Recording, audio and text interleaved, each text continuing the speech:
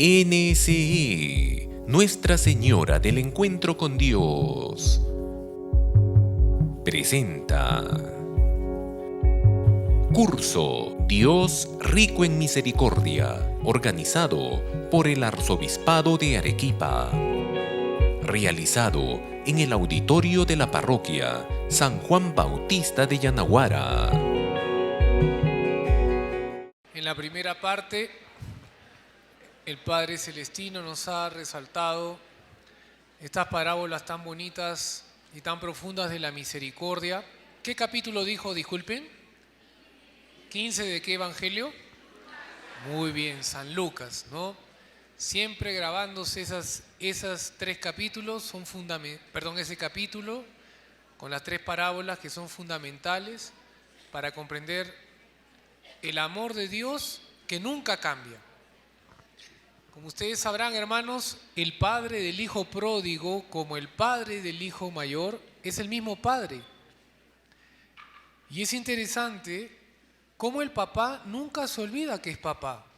Eso lo menciona el Papa en la Dives y Misericordia. El padre nunca pierde conciencia que es el padre del hijo con la dificultad, como el hijo fiel. Él nunca pierde la conciencia. A uno lo acoge, lo besa, lo traspasa de amor acogiéndolo, y al otro con un amor paciente de explicar que el otro no es el otro, es su hermano. Por eso, amigos, creo que es importante en este año de la misericordia comprender eso. Dios Padre es siempre Padre y yo siempre soy hijo. Y si soy hijo y Él no cambia nunca porque es fiel, siempre voy a saberme acogido por Él si con arrepentimiento y humildad me acerco. ¿Cuántas personas en el mundo no tienen esa comprensión de Dios Padre fiel? Se asustan de su pecado, se asustan de sus temores, de sus miserias. Cuando no hay que tener miedo, cuando uno sabe que es Dios Padre fiel, fiel a su amor, fiel a su dignidad y fiel a la nuestra, nunca hay que tener miedo, nunca. Nunca hay que tener miedo de Dios. Padre Celestino, el auditorio es suyo, la misericordia de Dios en el misterio pascual de nuestro Señor Jesucristo.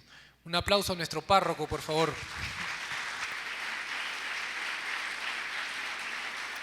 Bueno, les confieso que les tengo un miedo terrible a los aplausos.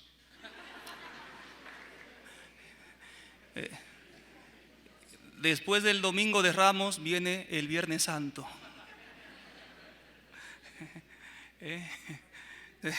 Terrible. Bien, antes de comenzar la segunda parte, quisiera, así de manera sucinta, remitirme al capítulo 18 de San Mateo, que también ayer nos refirió nuestro arzobispo sobre la parábola del siervo sin entrañas. Mateo 18, del 23 al 35, dice que el reino, dice Jesucristo, de los cielos se parece a un rey que quiso ajustar cuentas con sus siervos. Al empezar a ajustarlas, le fue presentado uno que le debía 10,000 talentos. Pensemos, 500,000 soles, pensemos. Será un poco más incluso, pero pensemos en 500,000 soles. Como no tenía con qué pagar al rey, ordenó el Señor que fuese vendido él, su mujer, sus hijos y todo cuanto tenía, y que de esa manera se le pagase. En cuanto dice, entonces el siervo se echó a sus pies y postrado le decía: ten paciencia conmigo, que todo te lo pagaré. Movido a compasión, el señor de aquel siervo le dejó ir y le perdonó la deuda. Al salir de allí, aquel siervo se encontró con uno de sus compañeros que le debía 100 denarios. como 50 soles. Imagínense, de 500.000 soles, debía como 50 soles. Una diferencia abismal, enorme. Y entonces,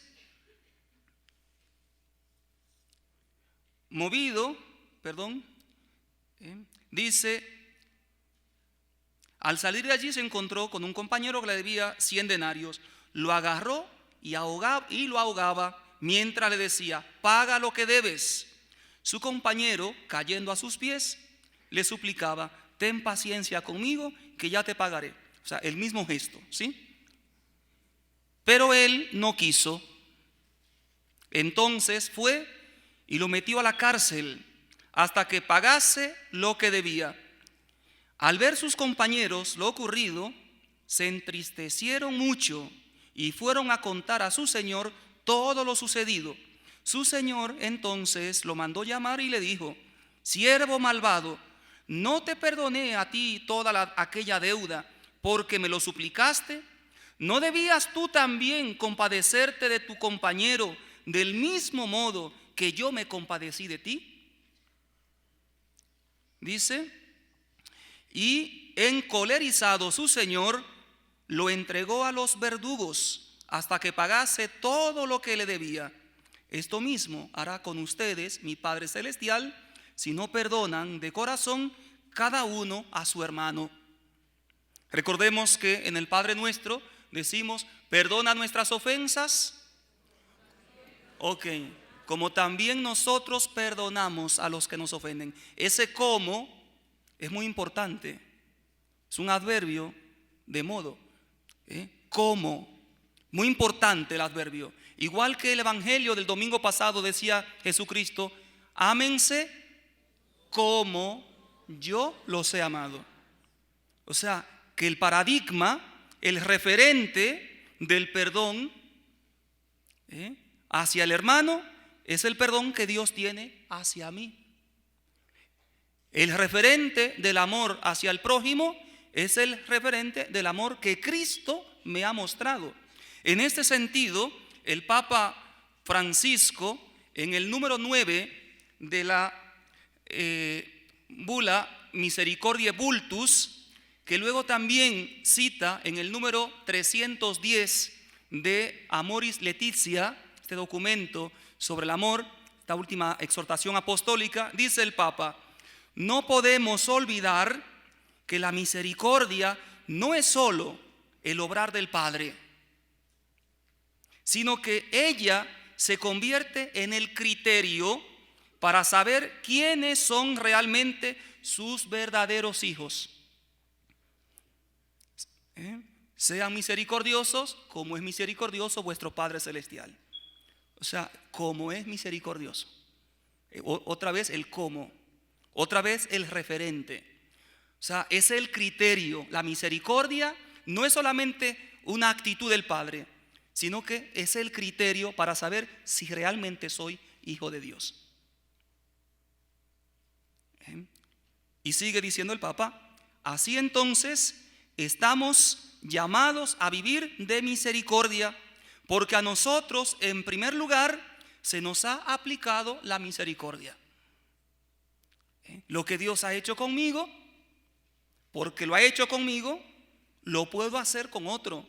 San Agustín dice: el mandamiento se nos ha mandado porque se nos ha dado. Ama a tu prójimo porque antes tú has sido amado. Dios no nos pide algo que antes no nos haya dado. Y en ese sentido la misericordia también se entiende como amor. Pasamos entonces con este paréntesis a la segunda parte de esta noche, el misterio, la misericordia de Dios en el misterio pascual de nuestro Señor Jesucristo. El mensaje mesiánico de Cristo y su actividad entre los hombres terminan en la cruz y en la resurrección. No solo en la cruz, sino en la cruz y en la resurrección. Cristo lo que anunció, lo que predicó, lo que hizo durante el ejercicio de su ministerio público. Todo esto llega a su cima con y en el misterio pascual. De manera que nos iremos acercando poco a poco. Aquí el Papa nos habla de la necesidad de remitirnos a la primera encíclica suya. ¿Se acuerdan cuál es? Redemptor hominis, el redentor del hombre. Ya decíamos al comienzo que Jesús nos revela al Padre y al mismo tiempo revela al hombre. Entonces, para conocer bien al Padre, tenemos que conocer bien al Hijo. Nadie va al Padre sino por mí, dice Jesucristo. Aquí, por ejemplo, en el Viernes Santo, este acontecimiento, esta experiencia, pero antes esta experiencia del Getsemaní, introducen en todo el curso de la revelación del amor y de la misericordia, en la misión mesiánica de Cristo, un cambio fundamental.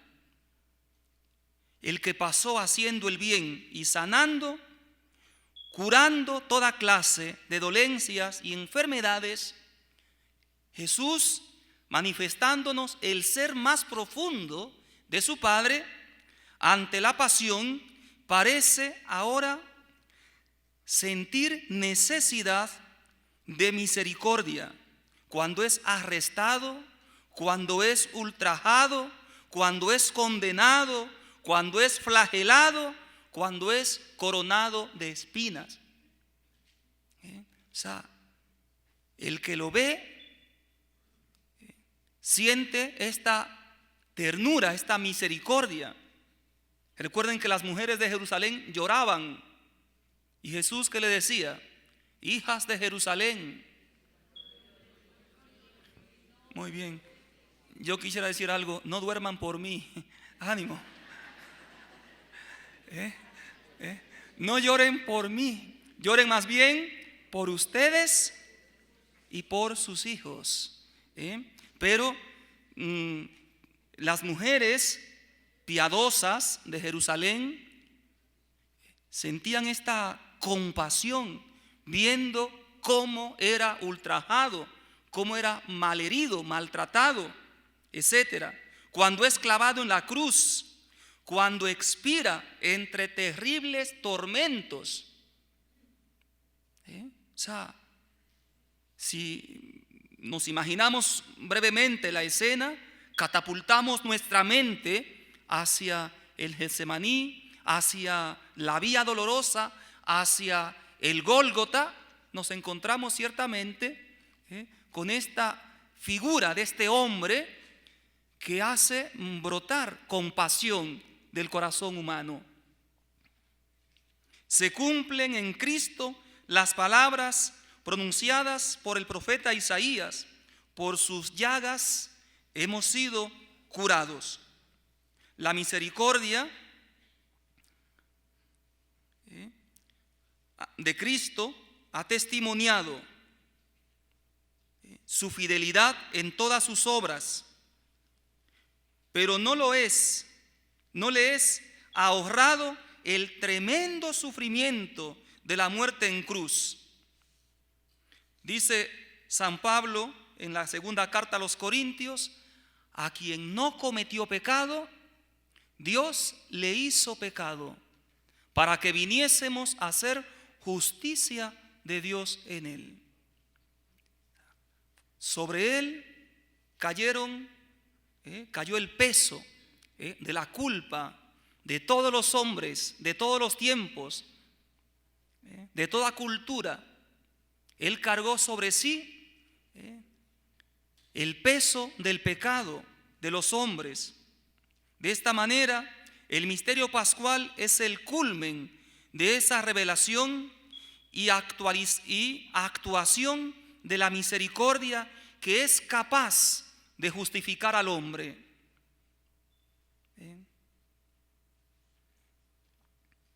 La cruz colocada sobre el Calvario, donde Cristo tiene su último diálogo con el Padre, emerge del núcleo mismo de aquel amor del que el hombre, creado a imagen y semejanza de Dios, ha sido glorificado según el eterno designio divino. En este sentido, vemos algunas definiciones o explicaciones del Papa. Profundiza en el misterio de la cruz. Hoy nos puede parecer tan bonito, tan natural tener una cruz en la casa. Nos santiguamos constantemente, llevamos una cruz al cuello. Incluso gente que nunca va a misa, que no cree en Dios, lleva su cadena, lleva su cruz, etcétera. Algunos incluso se hacen un tatuaje con la cruz. Pero ¿no creen ustedes que la cruz, si vemos lo que es el empalamiento? El día Viernes Santo hablaba un poquito de esto en la liturgia de la adoración de la cruz. Hasta no hace mucho, en algunos países se aplicaba el empalamiento. O sea, la forma en que Cristo murió no fue el único que murió de esa manera. Cuando Espartaco, perdón que haga este pequeño paréntesis, se levanta contra el ejército romano, se le fue sumando tanta gente que llegaron a 120,000 rebeldes, esclavos. Y luego, después de muchas victorias, como eran tantos, se dividió. Ya reza un dicho: divide y vencerás. Se le dividió el ejército, y en vez de irse hacia el norte de Italia, se fueron al sur, y allí pudieron acabar con ellos. Y los que quedaron vivos, 6,000, los crucificaron a todos. Y había muchas formas de crucificar. Unas lo crucificaban en un solo madero, estirándole los miembros, así tirado. Pero había otra forma más sufrida todavía. ¿Han visto cómo se pone el pollo a la brasa? Eso, el empalamiento. Una estaca por el bajo vientre que salga por la garganta, vivo. O sea, por eso la cruz, dice San Pablo, escándalo para los judíos, necedad para los gentiles. Por eso, ¿cómo va a pensar un judío que esté crucificado? Porque todo crucificado era considerado un maldito de Dios. La tierra los rechaza, el cielo no los recibe. Maldito aquel que cuelga del madero, dice la Escritura. Y entonces Jesús aceptó esta maldición. El que no conoció pecado se hizo pecado para que viniésemos a hacer justicia de Dios en él, para hacernos gratos a los ojos de Dios, para que hallásemos misericordia ante Dios. De tal manera que la crucifixión de Cristo encierra la grandeza del amor de Dios. Tanto amó Dios al mundo que le entregó a su Hijo único.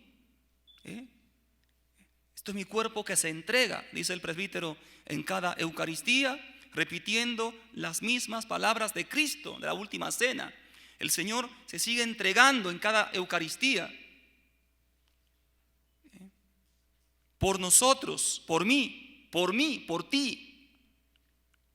De tal manera, dice el Papa, la cruz de Cristo sobre el Calvario surge en el culmen de aquel admirable comercio. Admirable, dice, comunicarse de Dios al hombre.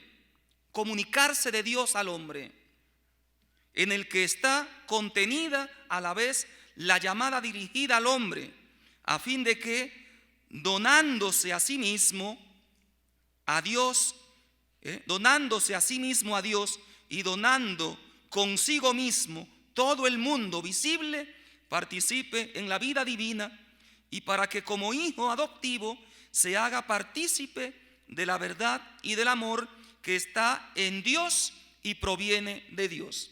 Él se entregó por mí, se entregó por ti, en nuestro lugar. Y pregunta el Papa, ¿qué nos está diciendo la cruz de Cristo? Que es en cierto sentido la última palabra de su mensaje y de su misión mesiánica. Y sin embargo, esta aún no es la última palabra de la alianza. Esa palabra será pronunciada en aquella alborada cuando las mujeres primero y luego los apóstoles van al sepulcro del crucificado y se encuentran con el anuncio del ángel. ¿Qué dice el ángel? ¿Qué dice el ángel? Los que están despiertos.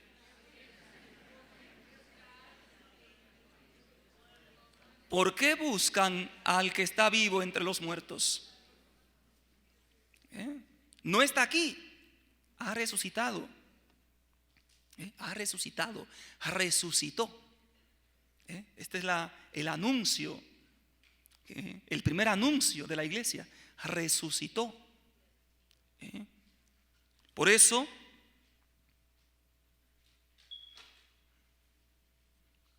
pasamos a un segundo punto, si no nos hacemos muy tarde.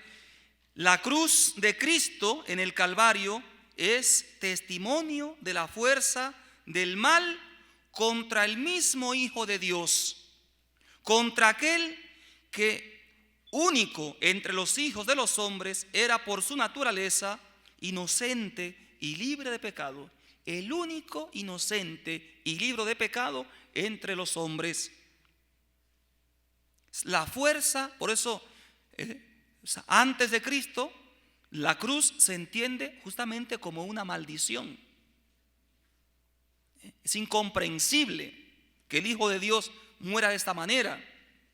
Sin embargo, sigue diciendo el Papa, cuya venida al mundo estuvo exenta de la desobediencia de Adán y de la herencia del pecado original.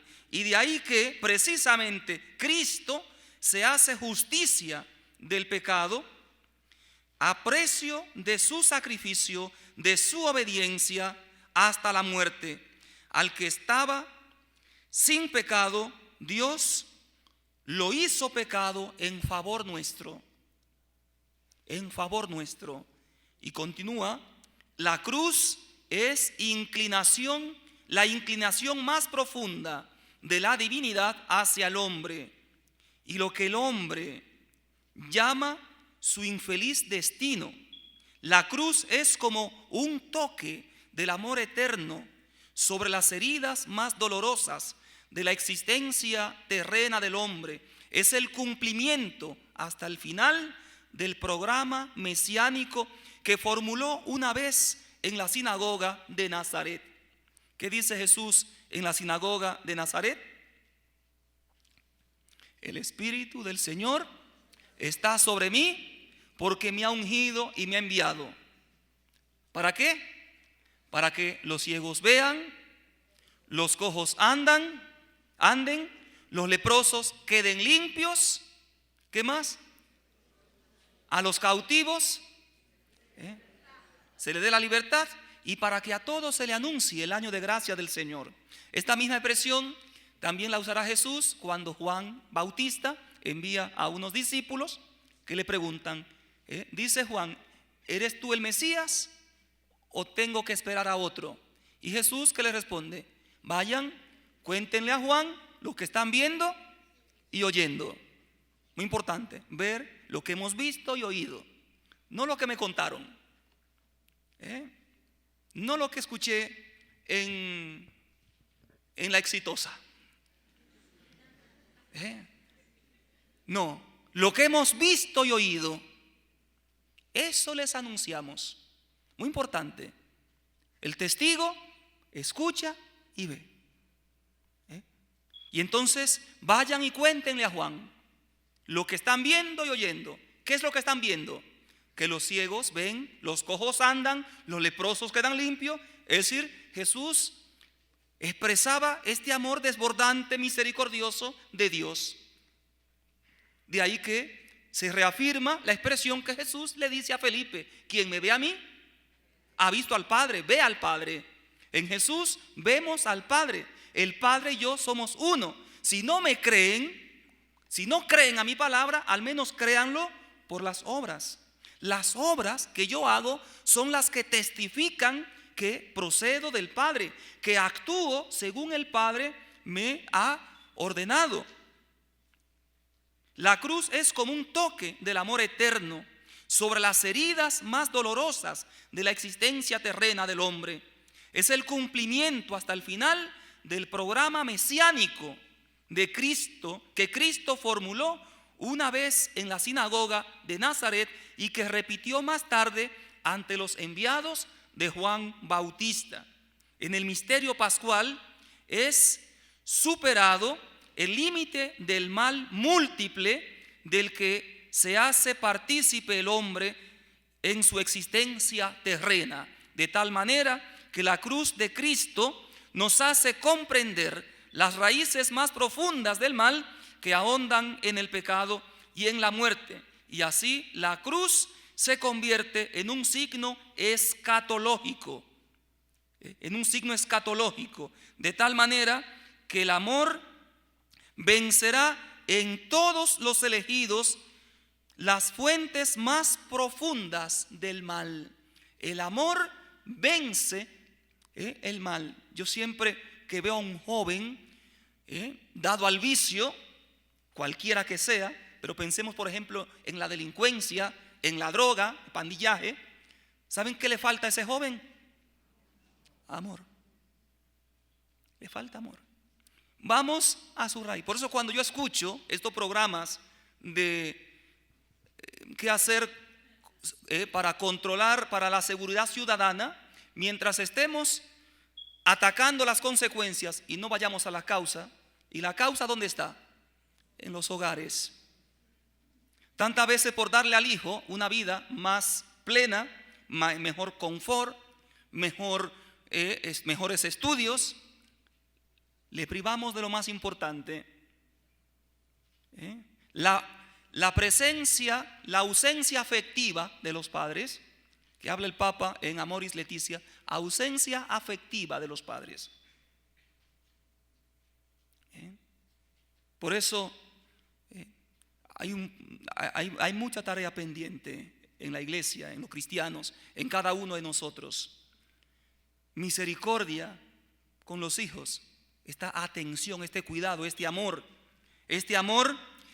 Solo, dice el Papa, repito esta frase muy bonita, el amor vencerá en todos los elegidos las fuentes más profundas del mal. Las fuentes más profundas del mal, dando como fruto plenamente maduro el reino de la vida, de la santidad, de la inmortalidad gloriosa. El hecho de que Cristo resucitó al tercer día constituye el signo final de la misión mesiánica. Ya decía, no solo la muerte, sino la muerte y la resurrección. Y aquí hago un pequeño paréntesis breve, muy importante, hermanos. Tenemos una costumbre en América Latina, creo que en toda América Latina, que el Jueves Santo llega un montón de gente a la iglesia. Y el viernes ya un poquito menos, pero también mucha gente. Y el día de la resurrección, a la vigilia pascual, el cura con los acólitos y algunos fieles que son fieles al cura. Pero luego, impresionante, cuando la resurrección amanece la luz para el justo y la alegría, el amor que vence el mal. Vamos terminando. El cumplimiento escatológico, en el cumplimiento escatológico, la misericordia se revela como amor, mientras que en el tiempo, en la temporalidad, en la historia del hombre, el amor debe revelarse ante todo como misericordia. Repito esto que me parece una idea muy bonita. En la eternidad, en el cumplimiento escatológico, la misericordia se revelará como amor. O sea, Dios es misericordia.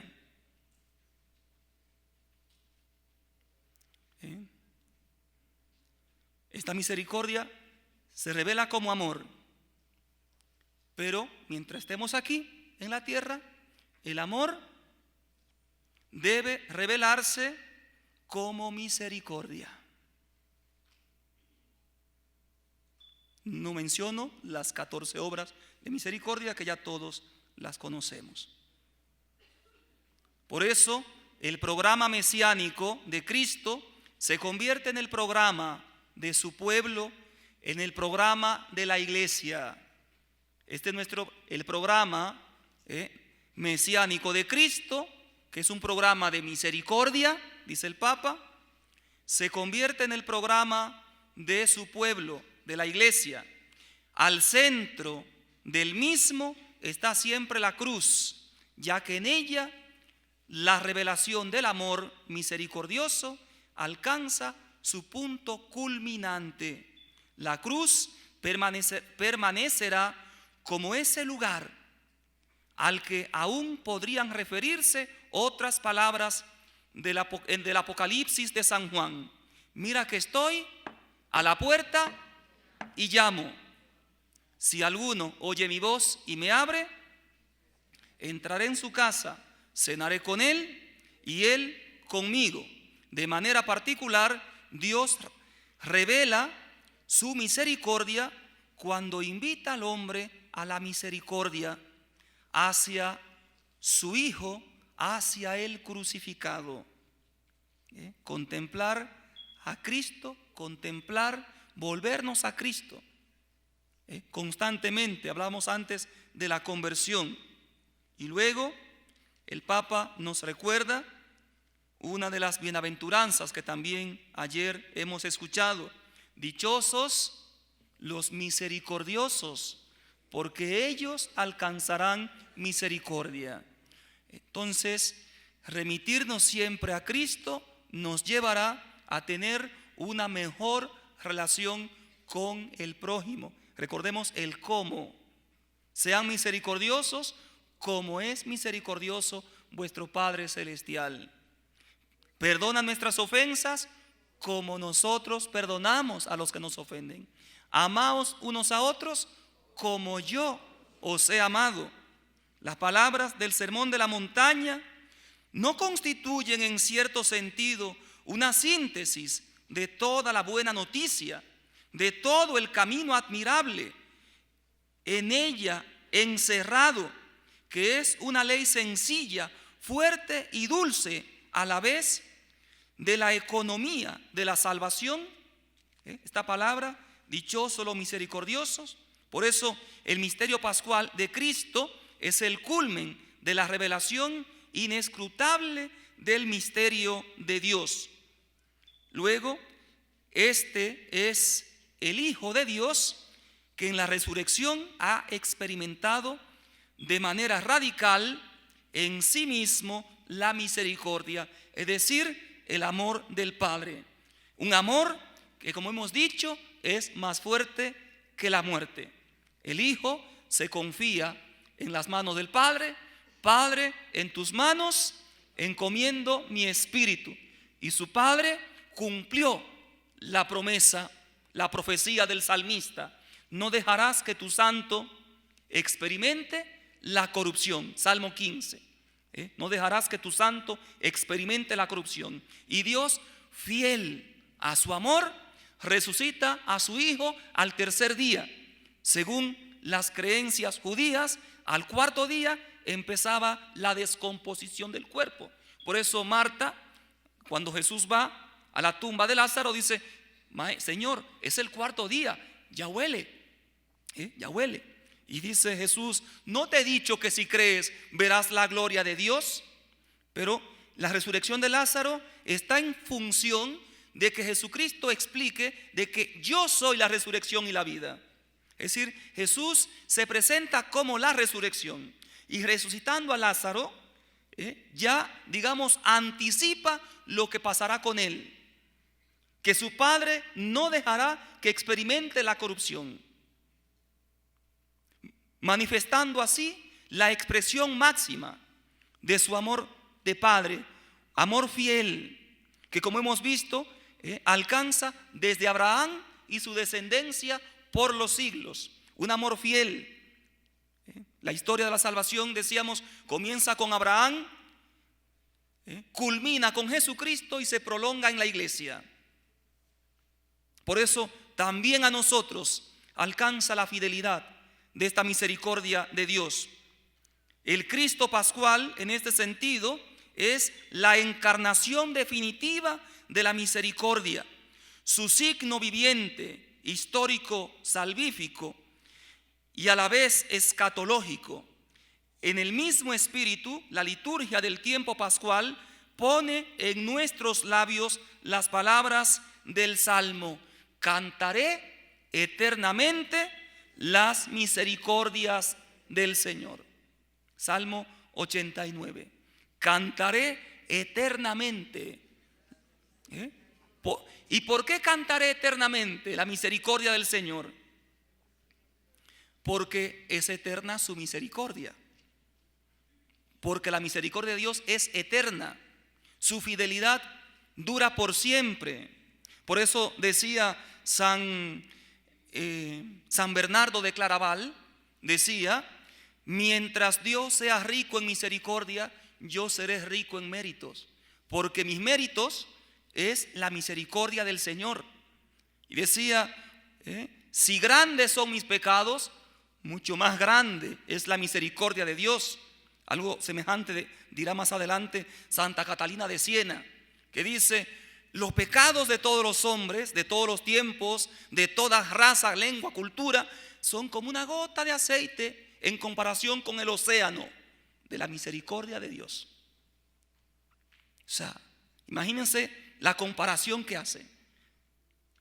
La misericordia de Dios es como un océano inmenso, y los pecados de los hombres, por mucho que sean, como una gotita de aceite en comparación a esta misericordia. De ahí que brota una gratitud, de ahí que no podemos dar por perdido a nadie. Vemos a una persona y la despreciamos por sus actos, no por sus razones. ¿Cuáles son las razones por las que este hombre bebe? Todavía me decía una señora: padre, tengo un hijito en casa, y me cuenta un poco la historia. Mi bebé tiene 40 años y encima bebe. Terrible. ¿Cuáles son las razones por las que este hombre es así? Porque juzgamos las acciones y no las razones. Por eso no hay que desesperar de la conversión de nadie, porque a lo mejor el que vemos hoy día perdido, mañana lo vemos salvo. Y el que vemos hoy día muy seguro de sí mismo, mañana puede tropezar. Dice San Pablo: el que esté en pie, cuidado, no caiga. El que no cae es porque Dios lo preserva. Si no caigo es porque Dios me preserva. El que no duerme es porque porque Dios lo preserva. Qué importante, hermanos, qué importante es saber que todo viene de Dios.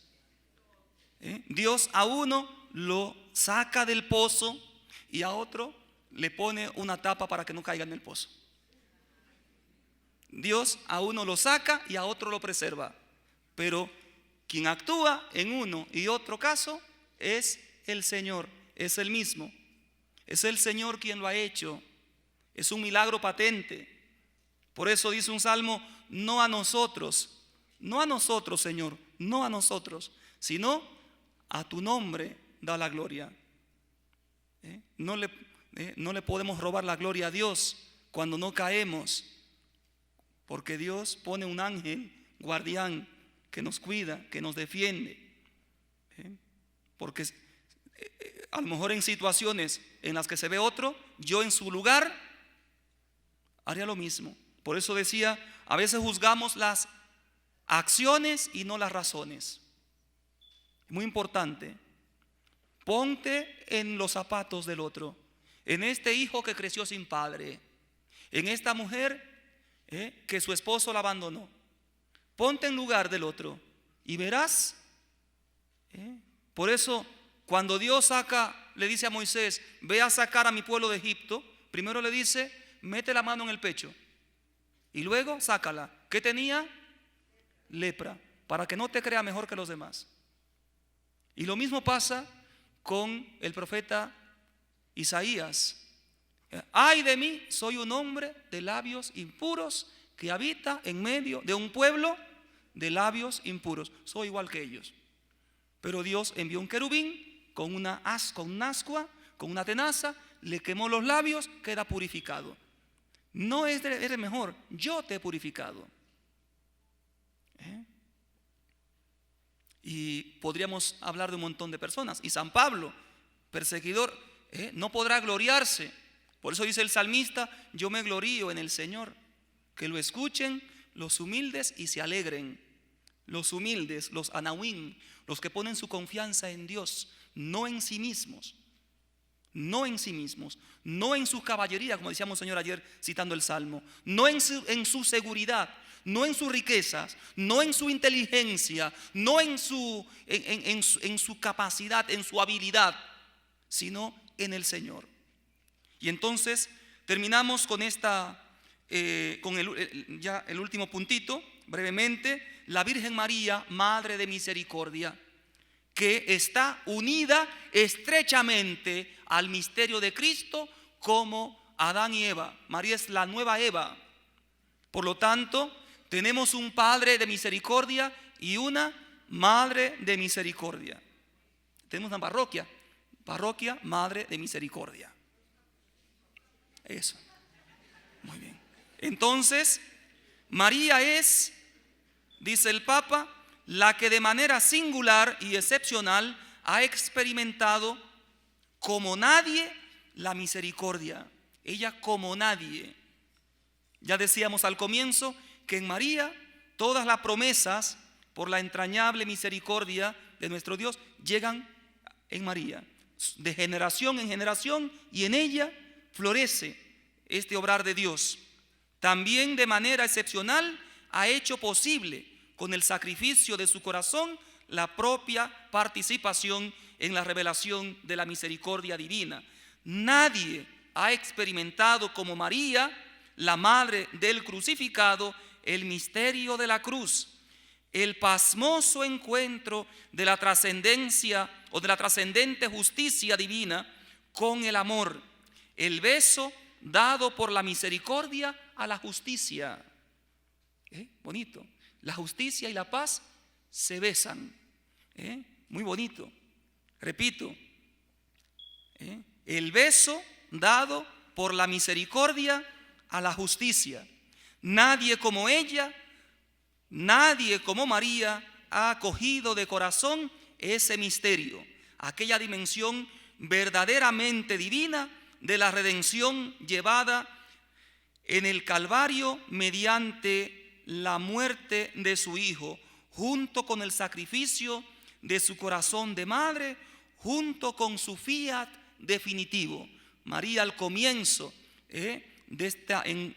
para que se realice la encarnación, da su fiat, da su sí, hágase, hágase. Y entonces luego este fiat la acompaña a lo largo de su vida hasta la cruz, y allí en espera misericordiosa de madre acompaña a su Hijo en espera de la resurrección. María pues es la que como nadie conoce a fondo el misterio de la misericordia divina. Ella sabe su precio y sabe cuán alto es. En este sentido la llamamos también Madre de Misericordia, Virgen de la Misericordia o Madre de la Divina Misericordia. En cada uno de estos títulos se encierra un profundo significado teológico, porque expresan la preparación particular de su alma, de toda su personalidad, sabiendo ver primordialmente a través de los complicados acontecimientos de Israel y de todo hombre y de toda la humanidad entera después, aquella misericordia de la que por todas las generaciones nos hacemos partícipes según el eterno designio de la Santísima Trinidad. María, como vemos, Dios perfecciona de una manera excelente todo este misterio de amor que fue hilando desde años remotos. O sea, hay una conexión entre el Antiguo y el Nuevo Testamento. Ayer hemos visto ciertamente la misericordia en el Antiguo Testamento, hoy en el Nuevo. Hay una unidad justamente que se da a través de esta fidelidad de Dios. Fidelidad en favor del antiguo pueblo de Israel y fidelidad que palpamos también nosotros cada día.